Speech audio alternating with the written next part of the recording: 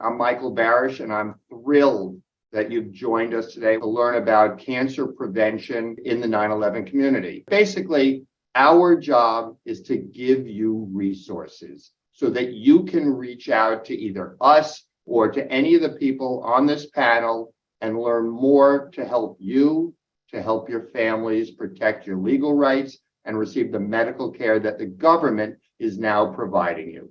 So having said that, I'll just quickly introduce everybody. Dr. Bryan is with Lenox Hill at Northwell, and he's been with us on several other webinars, usually talking during Breast Cancer Awareness Month.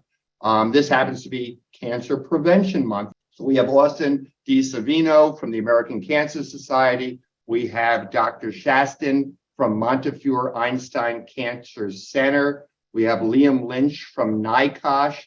Those of you who have visited us before know my partners, Penson, Dana Cohen, and Lee London. And finally, we have Bryan from the Firefighter Cancer Support Network. Thank you all for agreeing to do this panel with us. And let's get going with a short video that will set the stage. The first thing that I hear from the non-first responder community in Lower Manhattan is, I'm sick, but I don't deserve anything. I'm not a first responder. I just lived here. I just studied here. I just went to school here. I just raised a family here. Your presence here was an act of courage and resilience. The first responders, I'm in awe.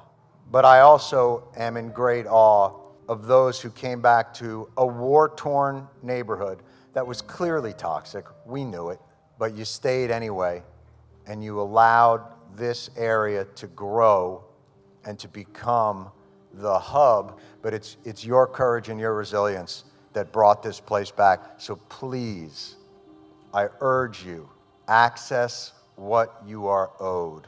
Over the last decade, we have all fought very hard so that everyone has access to the health care that they need. It is very important that every community member who lived anywhere south of Houston understands that you are covered. You are part of the group of people that have guaranteed health care if you have a 9/11 related disease.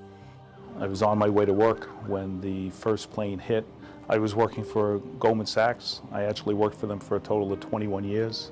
I always thought that those programs were geared for the firemen and the police officers, but I'm one of the victims of that. So we have taken on, with all of these advocates here, the task of trying to get everyone to understand that they have rights, and it is imperative that they sign up.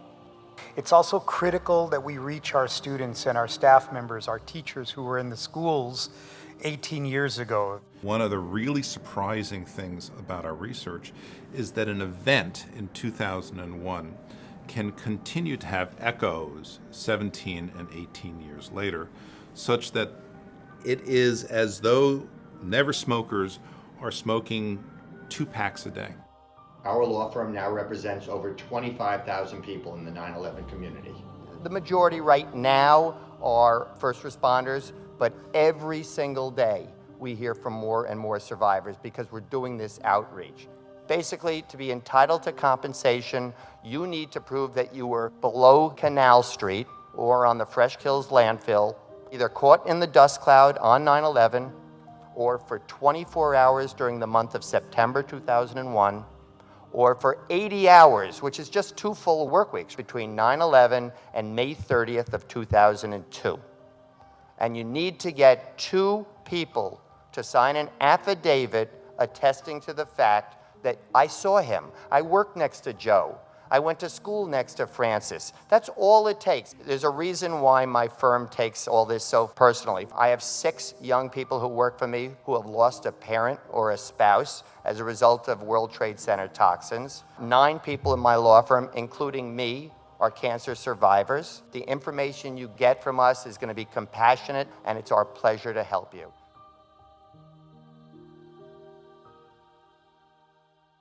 Please be each other's advocates and help us spread the word so that other people take advantage of these rights. I think all of you would agree. You remember the infamous words of Christine Todd Whitman of the EPA when she told us all the air is safe to breathe. Remember that? Well, it wasn't safe. Over 69 cancers have now been linked to the World Trade Center toxins by NYCOSH. And NYCOSH administers the World Trade Center Health Program, one of two programs that was set up when Congress passed the Zadroga Health and Compensation Act. So I want to start with Dr. Shastri. Thank you very much, Doctor, for joining us today. You are a hematologist at Montefiore Einstein Cancer Center. Can you tell us, what is a hematologist? Yeah, that's a great question. Hi, everybody. And I'm very excited to join you on this call and share with you what I know. And hopefully some of this will guide you for your future care and, just inform you of various options that you have. So as a hematologist, we treat patients with blood cancers with chemotherapy, but we also treat them with bone marrow transplants. And some of you might have heard of recent therapeutic options like cellular therapy or CAR T cells. So we employ lots of different ways of treating people with blood cancers. My specific presentation is actually focused on some work that was done at Einstein in collaboration with the Leukemia Lymphoma Society and the FDNY and the Memorial Sloan Kettering Cancer Center, specifically on early detection of precancerous conditions that could be a future risk for blood cancers in first responders after 9/11. So when you think about why you get cancer, this is a very loaded and hard question to answer, and often the hardest question for me to answer with my patients.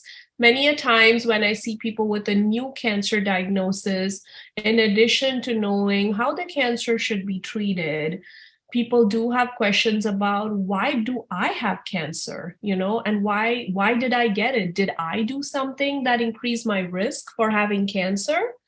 And most of the times we don't have a great explanation for this, but we do know that environmental exposures do add on to whatever underlying genetic risk that we have for developing cancer. Dr. Bryan did a really nice job of explaining underlying genetic risk for breast cancer. And similarly, there are underlying sometimes genetic risk for developing blood cancers as well. But this can be potentiated or made worse by exposure to damaging chemicals, radiation. And then, we have occupational hazards, right? People that have exposure to noxious gases at their work. And these things can increase your risk of developing cancer too. So right after the 9/11 disaster, we actually started this project at Einstein, where in strong collaboration with the FDNY, we started really collecting the history as well as looking at the blood of all the firefighters that were actually exposed to the World Trade Center disaster. And we compared it with controls. So when you say control, it means a group or a population of firefighters that were not exposed to the World Trade Center disaster. And we studied their blood as well. And we wanted to see if there are increased rate of acquisition of mutations. So these bad deleterious mutations that can cause cancer, and whether that increases your risk for causing leukemia. So I just want to show you this, that there was dust that was collected from the site. And as you know, there was a massive cloud dust all over Manhattan and into the other boroughs for several days. That settled into the surrounding area. And then researchers collected samples from 3 different locations to actually study the composition of this dust. And some samples were taken on day 5 and then a few afterwards on day 6. And when we analyzed the composition of this, it seemed like the dust that was collected from the World Trade Center was highly toxic. And if you look on the right side here, the schema shows you that it had so many different chemicals that we consider carcinogenic, pesticides, benzol containing compounds, PCBs, asbestos. So this was actually highly carcinogenic. So this was actually a publication in 2018 in JAMA Oncology, a prominent journal in the field that publishes original peer-reviewed articles in oncology. And this research actually showed that there is a blood cancer called multiple myeloma that we frequently treat. And the firefighters that were exposed to the 9/11 World Trade Center disaster actually had a higher rate of a precursor condition or a pre-disease condition to multiple myeloma that we call MGUS. So what does that mean? So this is basically something where we are able to pick up increased protein in the blood, but at that point, it hasn't become myeloma yet. So it gives us a chance to actually intervene and clinically follow these patients to see if and when they become at risk of developing myeloma, we can actually start treating them earlier rather than later.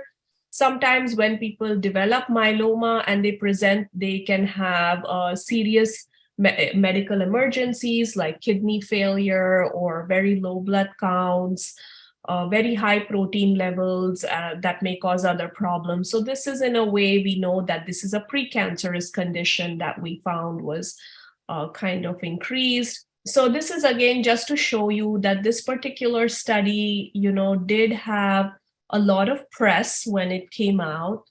And I think it kind of did awaken the general public to the fact that, yes, there could be blood cancers too that could develop after exposure to 9/11 or just toxic air quality, and that this is something to be cognizant of. So I just want to say thank you very much for your attention. And I went over some very basic things. I want to just reiterate that at this point, in terms of blood cancers, we do know that there could be preconditions or pre-disease conditions in the blood for people who are exposed to the 9/11 World Trade Center disaster. And these can be picked up with simple blood tests. And if people do want to check them out, they are easily available. You can talk to your doctor, or I'm more than happy to talk you through your risk or whatever you need to do.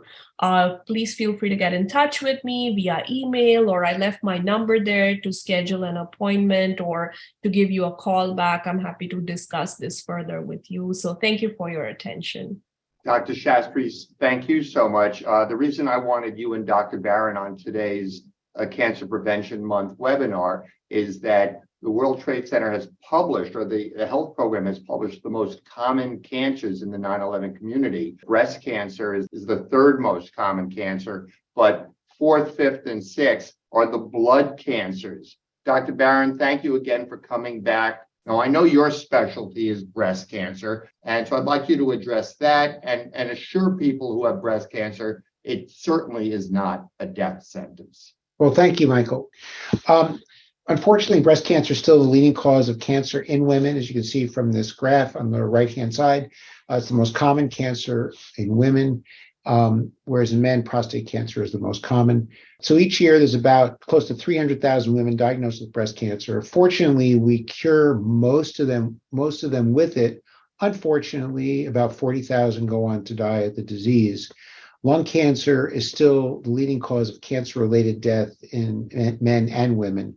So there are a number of risk factors you can change. For example, we know that alcohol, even a small amount, increases your risk of breast cancer. The recommendation is try to limit it to one drink a day, if not less. Body fat, even modest weight loss reduces the risk.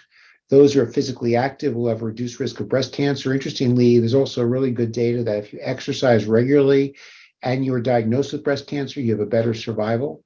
So even if you start exercising after you're diagnosed, so that's an important thing. Diet, 20% lower risk of death from breast cancer in those with a balanced low-fat diet group. So it's all the same things you're hearing about with heart disease, also lowers your risk of breast cancer. Also, those who went on combined hormone therapy for many years for menopause have a slightly higher chance of getting breast cancer. There are a number of factors you can't change. Obviously, being a woman increases your risk the most. Basically, 1 out of 12 women will develop breast cancer at some point in their life. The risk increases as you get older. Unfortunately, I've seen a number of people recently in their 20s and 30s with breast cancer, so you can develop it at a young age. Those with dense breast tissue have a higher risk of developing breast cancer. Early menses, late menopause, things, again, you can't really impact. If you had a prior biopsy that shows something called atypia, those have a higher chance of getting breast cancer, and I'll touch on that in a few minutes. If you've had prior radiation to the chest for other types of cancer, such as Hodgkin's disease, non-Hodgkin's lymphoma, those patients have a higher chance of getting breast cancer. And obviously, a family history of breast cancer increases your risk. Interestingly, you don't have to have a family history of breast cancer to get breast cancer.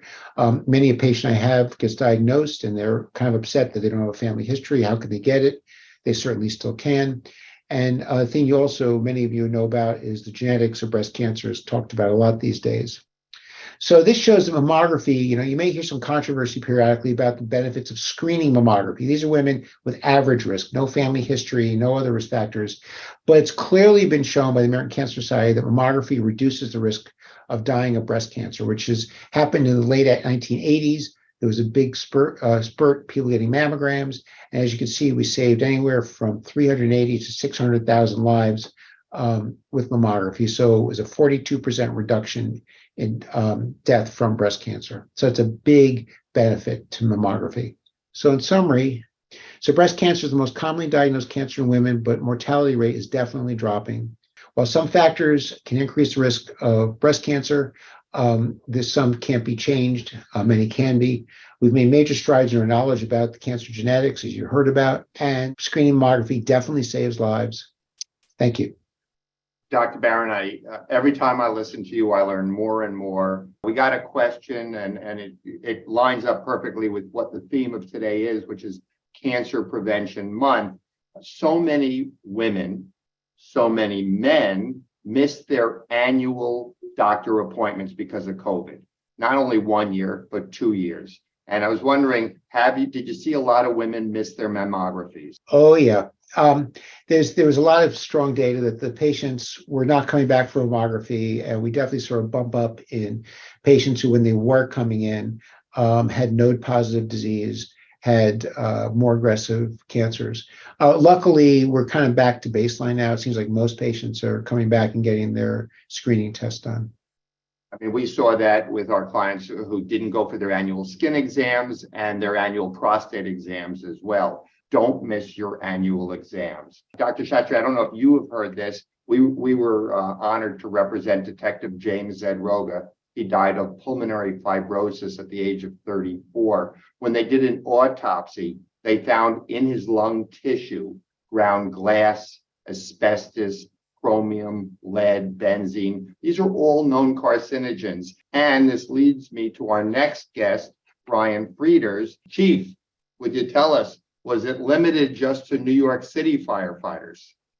No, and thank you very much for having me on today. My name is Bryan Frieders. I'm the retired fire chief from the city of Pasadena, California Fire Department. I joined the Firefighter Cancer Support Network at its inception in 2005.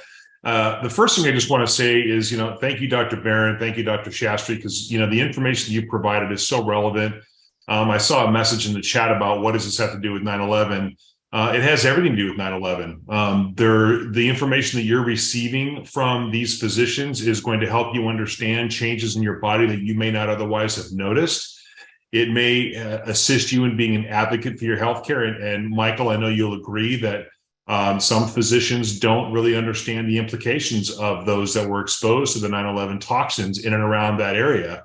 And you have to be an advocate for your own healthcare. A lot of times these things get missed. And when you have this information that is so relevant and so important that we just heard, that helps you as the consumer, as the person who could potentially be a victim of this, recognize these symptoms early and get yourself examined and checked out so you can catch this in an early stage and have a very favorable outcome. Bryan, I want you to tell us a little bit about what is the Firefighter Cancer Support Network and how many people do you know from California who either went to the Pentagon or to Manhattan after 9/11? Yeah, so the Firefighter Cancer Support Network is essentially an organization. It's a nonprofit that helps firefighters that have been diagnosed with cancer. And what we have is about 150 mentors who are also firefighters across the country that have had cancer, that have survived cancer, that we are now able to pair up with to allow them to survive, allow them to have somebody to talk to, a mentor that can be seen or that can be talked to on a regular basis, so that they're not alone. They don't feel like they're in the dark. We've helped thousands of firefighters across the country. When they get diagnosed, they either send us a message to the website or they give us a call on our 866 number. And immediately that goes to our wellness coordinator. We find out what kind of cancer they are. We find a mentor for them. We pair them up so they're immediately in contact with each other. And it takes that fear of the unknown out of the equation. It helps people understand that they're not alone, that there's somebody there to fight with them. And that's why I'm so proud to be part of this great organization. Bryan, thank you so much, or I should say Chief. So I'd like to now turn to Austin. I want to welcome you back.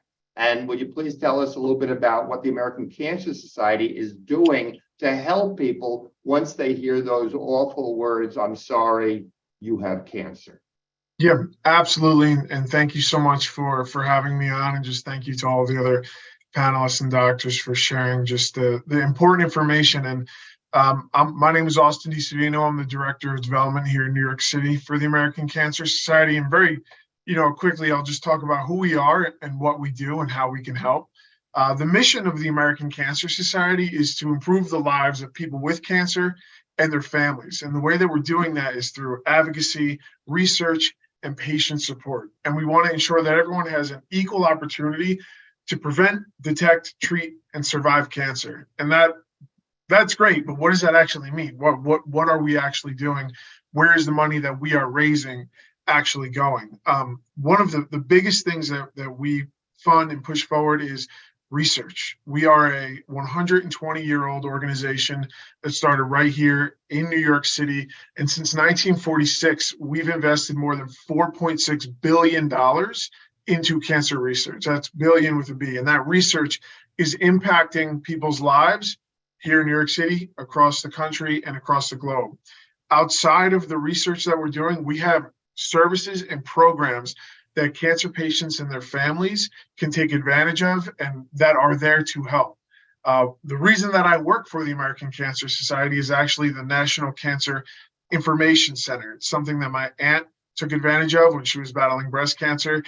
It is a 24-hour, 7 days a week, online and via phone call, accessible information center for anything related to cancer, any questions you may have. And you can call us any time of the day. We have live operators. We speak over 30 different languages. Most of our calls actually come in between midnight and 3 a.m. because people are up at night. They're diagnosed with cancer. They don't know what to do. They don't know where to turn. One of the services we provide is free lodging. If you're like me, I work in New York City. I don't live in New York City. I live in New Jersey. If I had to go to Manhattan every single day for treatment for a couple months, I'm paying for transportation. I'm paying for hotel. I'm paying for all these different things. We have over 30 Hope Lodges across the city. One of them right here on 32nd Street.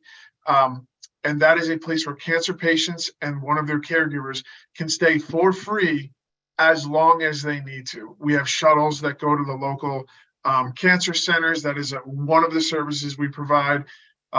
In the vein of access to care, you may live close by to a great treatment center, but if you don't have a car or reliable transportation, that makes no difference. So we have a program called Road to Recovery, which is basically Uber for cancer patients, where you can call us and we will give you free rides to cancer treatment to make sure that you can get there and get the care that you need. We can connect you to support groups.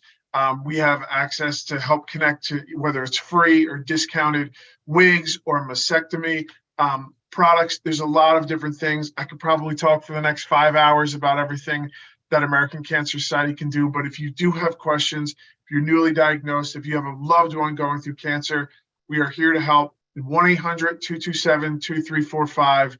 That's 24 hours a day, 7 days a week. Call us for any type of thing. If we can help you, we will find someone that can. Austin, thank you. I have to tell you, my partners and I visited the Hope Lodge on 37th Street? Yeah, 32nd, yeah. And we were blown away by the compassion and the care that the people who work there showed to all the patients. And it's our pleasure to support your wonderful work. So let's move on now to some of the benefits that the government created. So I'd like to start with Liam Lynch of NYCOSH.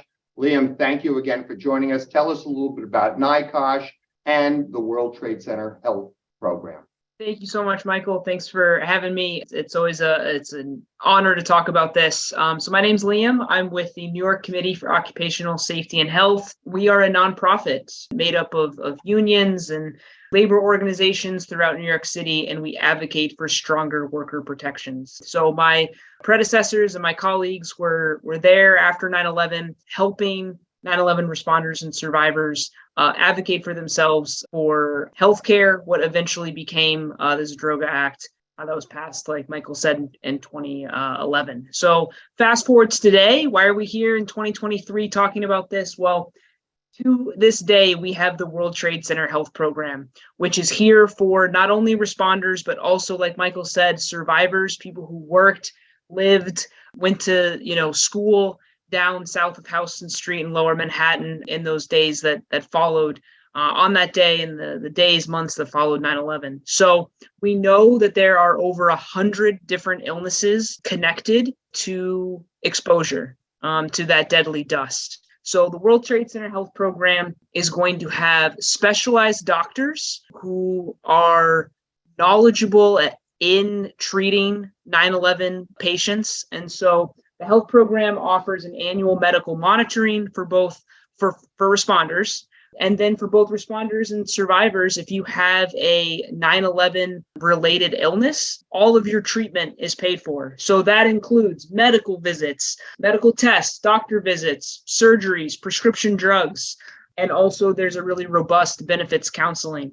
We've talked a lot about physical conditions today, especially with cancer, but the health program also covers mental health conditions as well. So we're talking, obviously, PTSD, panic disorder, anxiety disorder. There's obviously a huge mental impact that this took on responders and survivors. And so those conditions are also covered and care is also available. And it's really important to this day that people are in this program. We know that there's a long latency period between the time of exposure and the time that you get an illness. So what I mean by that is 9/11 is, 20 years ago. You could be exposed then, but you may not develop a condition related to your exposure 20, 30, even 40 years down the line. So it's better to get the care that you need, get the medical monitoring to make sure that everything is good. And God forbid, if something's not good, that you have the care by specialized doctors. So this is a really, really great program. Please sign up. Please pass the word along. And I am here at NYCOSH to help you with any enrollment assistance that you need. Thank you so much, Michael. Appreciate it. Liam, thank you, and thank NYCOSH. You guys are great, and it's our pleasure to support the work you do. So let's talk a little bit about the other program set up by Congress, which was the Victim Compensation Fund. Lee London is in charge of the managing attorney at the firm for our VCF practice. Lee, would you tell us a little bit about the benefits that these people are entitled to by making a claim to the Victim Compensation Fund? Sure. Thank you, Michael. And thank you, everyone, for joining. So just so I can explain, when the Zadroga Act was set up, it was split up into two entities. You have the World Trade Center Health Program on one side, which is free medical care and monitoring for your entire life. And then on the other side, you have the Victim Compensation Fund. That is a monetary award for your pain and suffering, economic loss, because many of our clients lost earnings due to their World Trade Center 9/11 conditions. But there are a few points that I just want to make. Number one is that if you were in the exposure zone, it's a presumption. You don't have to prove causation between you being in the exposure zone and then you having an illness down the line. You don't have to worry about whether or not you smoked or if there's a family history. If you were in the zone and you were diagnosed within latency, you qualify. Many people suffering right now are suffering from asthma, GERD, sleep apnea, respiratory conditions. They're also suffering from horrible cancers. But we don't want people moving forward on a claim once they get cancer. We want them moving forward on it today, even if you're healthy. So one major point is that if I'm speaking to someone with asthma, a survivor or a responder, and we go through both programs and I get them an award for, let's say, 90,000 or 20,000, because non-life-threatening illnesses for the Victim Compensation Fund, which is non-cancer, range from 20 to 90,000 based on severity. So you could have two people with asthma, one person had 5 surgeries, the other person uses a nasal rinse once a month. You can always go back to the fund based on severity, so you never waive your future legal right. So if you got an award in 2014 for 20,000 for asthma, and then in 2022, you get diagnosed with prostate cancer or breast cancer, you can go back to the fund. We amend your claim for additional compensation, and we can keep going back to the fund based on change in circumstance. Because not only does the VCF award a monetary amount for your non-economic loss of pain and suffering, but they also award for economic loss, loss of earnings. So I have many first responders.